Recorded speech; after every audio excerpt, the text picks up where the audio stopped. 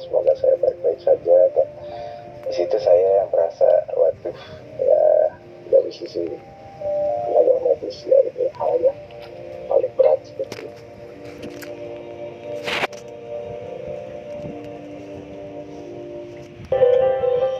Suara pembaruan, memihak kebenaran. Ya, pemirsa, pemerintah sedang mempersiapkan sejumlah stimulus ekonomi yang akan diberikan untuk sektor real. Presiden Joko Widodo memerintahkan pemberian stimulus dilakukan secara transparan dan dihitung secara cermat agar semua pelaku usaha yang terdampak pandemi bisa terbantu. Saya ingin menekankan beberapa hal. Yang pertama, asesmen yang cepat terhadap seluruh sektor real yang terdampak.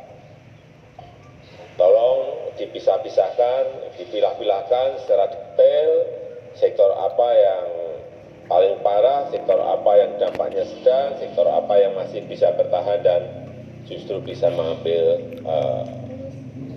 peluang. Kemudian yang kedua juga saya ingatkan yang harus dibantu bukan hanya yang menengah atau yang kecil, tapi juga usaha mikro. Ini penting sekali. Karena kemarin kita berbicara usaha kecil dan usaha menengah, saya kira tiga ini menjadi sangat penting. Usaha mikro, kemarin sudah kita bicarakan usaha kecil, plus usaha menengah. Sehingga stimulus ekonomi harus menjangkau sektor-sektor ini. Tetapi juga jangan dilupakan yang berkaitan dengan sektor-sektor informal. Karena ini banyak juga menampung tenaga kerja. Ya, pemerintah juga akan memberikan insentif perpajakan sebesar 35 triliun rupiah kepada kepada lebih dari 1.000 bidang usaha di 18 sektor yang terdampak pandemi COVID-19. Kebijakan ini diklaim akan memberikan dampak fiskal sebesar 15 triliun rupiah dan menahan gelombang PHK di tengah masyarakat. Jumlah KBLI dalam PMK yang lalu ada 440 KBLI dan jumlah usulan tambahan sebanyak 761 KBLI termasuk 118 KBLI yang merupakan perluasan insentif, sehingga totalnya sebesar 1.083 KBLI dan juga terkait dengan perusahaan di kawasan perikat tergabung di dalam PMK 23. Dari 18 sektornya sudah disampaikan oleh Pak Menko, jumlah KBLI-nya mencapai 749. Ini hampir seluruh sektor di dalam perekonomian kita mendapatkan insentif perpajakan ini. Total estimasinya kita perkirakan akan mencapai 35,3 triliun plus untuk yang UMKM di mana pajaknya ditanggung. Pemerintah bisa memastikan pengusaha memenuhi hak dari karyawan yang terkena PHK. Angka PHK data kami dalam pemerintah cukup jauh berbeda. Nanti ada karya baik di Kementerian Pertanian, Kelautan, Pekerjaan Umum, sehingga ini menjadi salah satu daripada jaringan pengaman sosial, bukan satu-satunya. Usai news update pukul 12, kami akan segera kembali. Pemirsa, tetaplah bersama kami. Yes, on the spot akan segera kembali.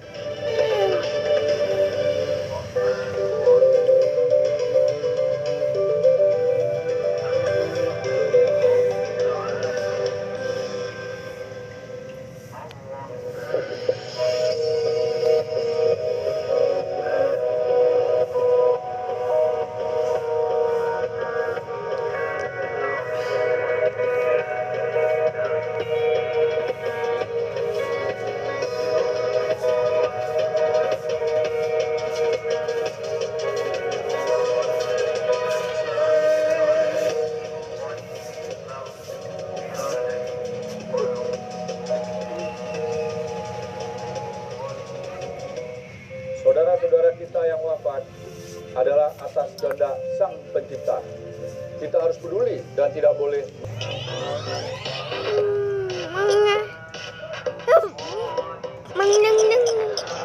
Di saat pandemi seperti sekarang, menjaga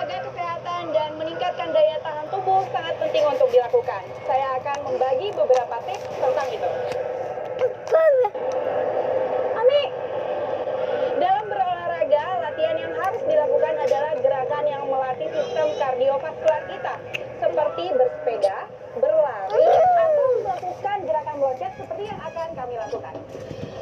Yuk, kita mulai.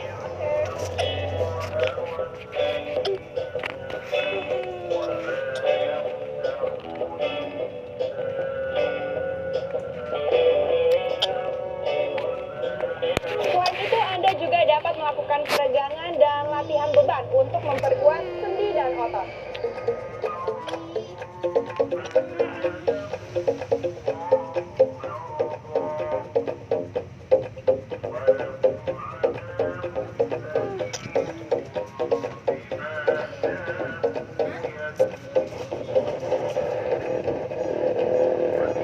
Sinar matahari juga baik untuk meningkatkan sistem kekebalan tubuh. Waktu terbaik adalah 10 pagi hingga 3 sore. Jangan terlalu lama, cukup 10 hingga 15 menit. Dan pastikan sepertiga kulit Anda terpapar sinar matahari.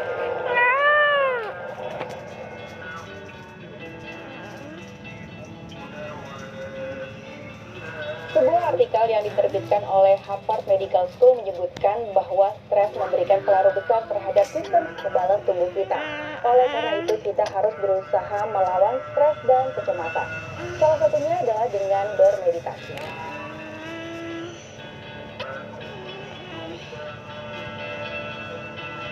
Atau bersantai melakukan hal-hal yang kita sukai.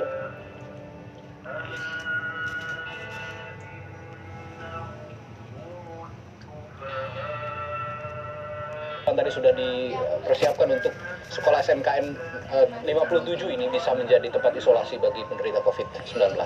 Ya, usai jeda saudara, kami kembali dengan informasi Kementerian Agama akan menggelar sidang isbah penetapan awal Ramadan 1441 Hijriah pada Kamis sore nanti.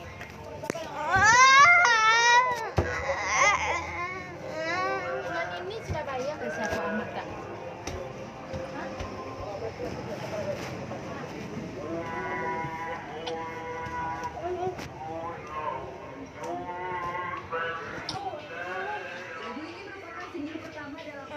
Street Bag yang dirilis pada 97 silam.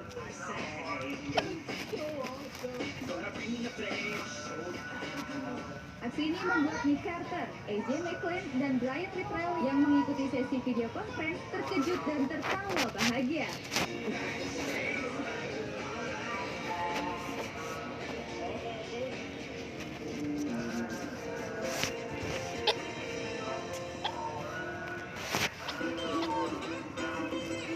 Ayam sudah menjadi salah satu sumber protein favorit kita nih, apalagi buat anak-anak.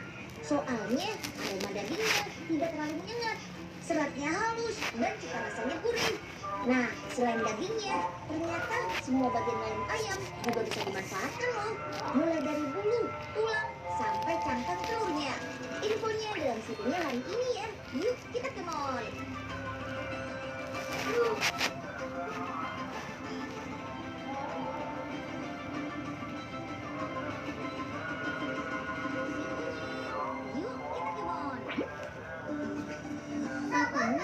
Ayam-ayam yang dipelihara sama manusia sekarang berasal dari ayam liar loh. Keturunan ayam liar jinak disilangkan dan diberikan treatment khusus untuk mendapatkan spesies ayam unggulan.